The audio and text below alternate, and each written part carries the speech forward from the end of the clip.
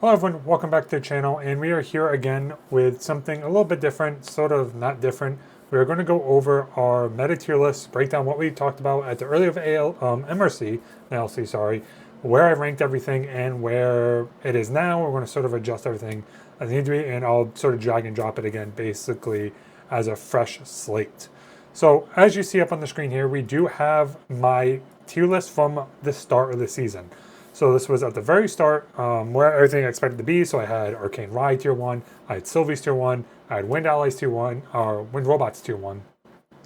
Then we have Wind Allies 1.5, Fireman 1.5, Fiza 1.5, with the Water Allies deck being tier 2, Nico being tier 2, Wind Crux being tier 2, Erupting tier 2, Tristan Shoutdance tier 2, Domain Tony tier 2, with Fire Armor tier 3, Water Tony tier 3, Water Mage tier 3, Water Diana tier 3, and the rest being Ari.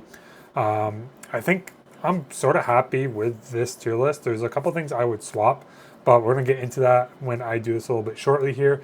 And I do apologize. I'm going to adjust this a little bit. I realize it's a little bit low. We're going to go over that and talk about what we're changing, what we're not changing. And then we'll sort of see a comparison at the end. We'll sort of see what sort of went up and down in between and from there. So let's go ahead and get right into it here. All right, so going to go ahead, you're going to notice a little transition here. I ended up zooming it in. I didn't like it how it looked on my screen. But what we have here is pretty much as it stated before. Some of the icons changed, but we have Arcane Tier 1, Sylvie Tier 1, and Wind Robots Tier 1. The major thing I would adjust about this is that Arcane is going to pretty much go into the tier, high Tier 3, low Tier 2. I'll probably put it Tier 2 for now because I'm still a simp for the deck, but people still get results. In the 1.5 list, I would put Wind Allies to 1.5. I still think Robots is the better version of Wind Allies. I'm going to stand by this through and through. Fire Melon still deserves to be tier 1.5. Fire Melon is still really good in the meta. It's still a good pick. It's still topping events as a whole. And we have Fiza. Fiza, I am going to go ahead and drop down into tier 2 range. And we'll talk about that because of the fact that aggro is still good in a sense. Like, if you're facing a lot of, we saw it in Chicago, it was pretty much a deck to bring if you expect to beat Slimes. People want to bring Philo, people want to bring Fiza, these really fast aggro decks. And it's sort of what they wanted to have happen. It sort of was dealing with fast decks to try and deal silly before they could set up and call out for the turn. But otherwise, it fell flat on sort of everything else. It felt like playing a worse Wind Robots list, and it's not really something I think most people should bring. If you want to bring aggro, just bring Wind Robots. This is a better deck overall. In the tier 2, we have Water Allies. I'm going to bump this down in the tier 2 list. Erupting, I'm going to leave in tier 2. I know it's doing good results. And the caveat with this is good players that can play Erupting make it work, but it is not a deck that people can pick up and just dominate with. I think Erupting's still a good tier 2 deck. Almost 1.5 depending who the pilot is. Tier 1 if you're Matt Erupting G.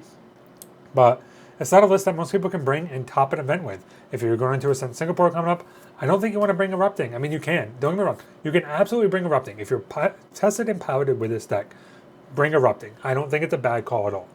But it is a list that requires a lot of practice and get rep into. If you're trying to pick up a deck for the first time and you're going to go ahead and try and bring Erupting to an Ascent for your first Ascent, or you're going to pivot last minute, I don't think Erupting is the way to go if you're going to go ahead and pivot. But if you're already well practiced on it, I think it works out in your favor. Nico, I'm going to leave this. I'm going to bump Nico to 1.5. It's really big in Asia. A lot of people getting results with it. It sort of died off due to Slimes. It was really popular. And during the middle of the season, Nico was the dominant deck to beat until Slime sort of reared its head. I'm going to put this as a 1.5 list. I'm going to put it pretty much right behind Merlin. And I'm going to drop Wind Allies to the bottom of tier 1.5. Nico's a good deck. Nico's a really good bring. If you like the tempo control matchups, then Nico is the deck for you to bring. You're pretty much beating your list. Wind Allies, if you can stabilize, you can beat Fire Merlin if you stabilize. Slimes just sort of out damages you, especially with Storm Slime. It sort of just goes over the top.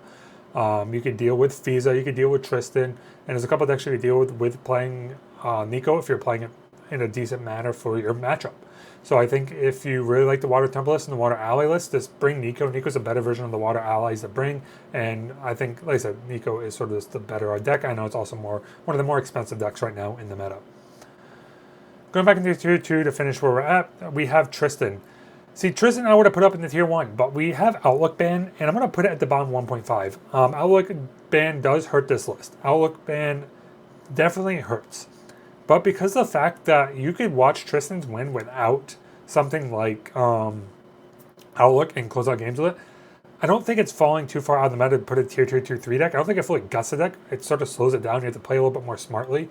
But it does let you pretty much play the game still. You can still go into the Slice and Dice Sharpened Blade package or Quicken Blade. I always mistake what the combo piece card is. It gives you an extra plus to attack. There's still the whole line where you can go ahead and combo off with Slice and Dice. It does get slowed down now because you can no longer Zephyr or Reclaim your Quasi Outlook for the extra preparation count and set it up early on. But you can still do Black Market Broker to sort of do something. Or yeah, I think Kingdom's Informant gives you a prep counter if I'm not mistaken, to go ahead and try and combo off with those pieces as well.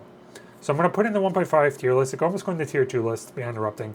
I think the deck is still good if you're well piloted with it, and it's going to be a really easy pivot off of the Outlook build into something different, and you'll be able to go ahead and pivot into something a little more useful for you in terms of you're probably cutting Outlook into another list, but we'll break down that a little bit more later on. But then we're going to go into our next list. Like I said, we already have used Wind Crux. Wind Crux is a list that isn't bad. It's going to stay tier 2, honestly. Wind Crux can stay tier 2. If you're good at the deck can really shut off other ones because the fact you go ahead and go a Spirit Blade Ascension loop, you have wind cards in your memory, and you go ahead and also play an ally matchup if you're running Banner Knight, Phalanx Captain, Tactical Sergeant, or as well as Academy Guide. So you have ways to level up and flood the board out with allies, where you're then able to go Wind Crux package to close the game out with Ghost of Pendragon and Spirit Blade Ascension looping with Prismatic Edge. And this will allow you to go to pretty much close out the game, deal damage, chip damage, and start punishing your opponent's deck and banishing cards out of their memory.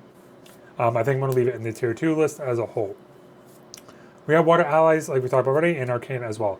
Fire Umbra is going in the rest tier. I think Fire Diana is dead. Fire Diana is dead on command because of Stifling Trap, a couple other cards in the meta, Eternal Magistrate. That sort of shuts that deck off entirely, and I don't think it's going to go too much into tier 3. Already I'm going to bump into tier 3, only because we've got the Proxy's Vault. I don't want to put in the rest tier. I think the Proxy's Vault can go on and bolster this deck. We don't know a build for it yet. There could be a build out there looking that this really helped ended up breaking. I'm going to put in the tier 3 because the fact that we don't know where it's going to stand currently as a whole. The deck can be brewed a couple different ways before we see it in topping events. But yeah, this is sort of where we're leaving off right now with the current standings, where we're going to go sort of put this tier list.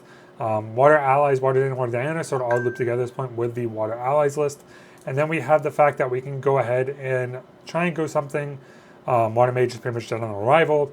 Could be arguments for, say, Luxem builds. Luxem builds can go into the tier 2, tier 3 list.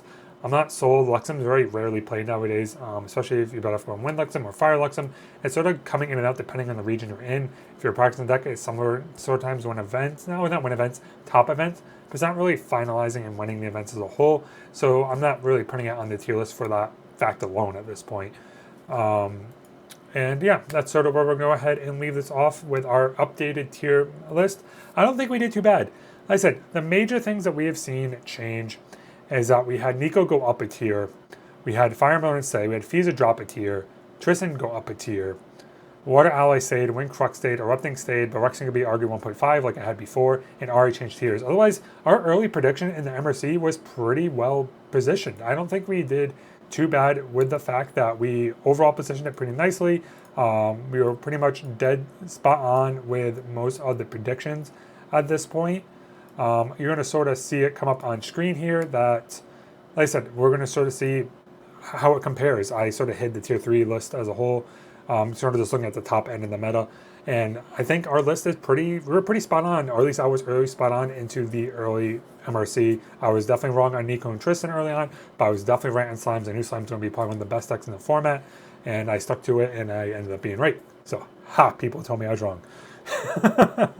But with that being said, everyone, we're going to go ahead and wrap up this tier list. And those you're watching, trying to practice for Ascent Singapore or any final upcoming regionals, I hope you get some use out of the video. But with that being said, I hope everyone has a good one, and I'll catch you all later. Peace.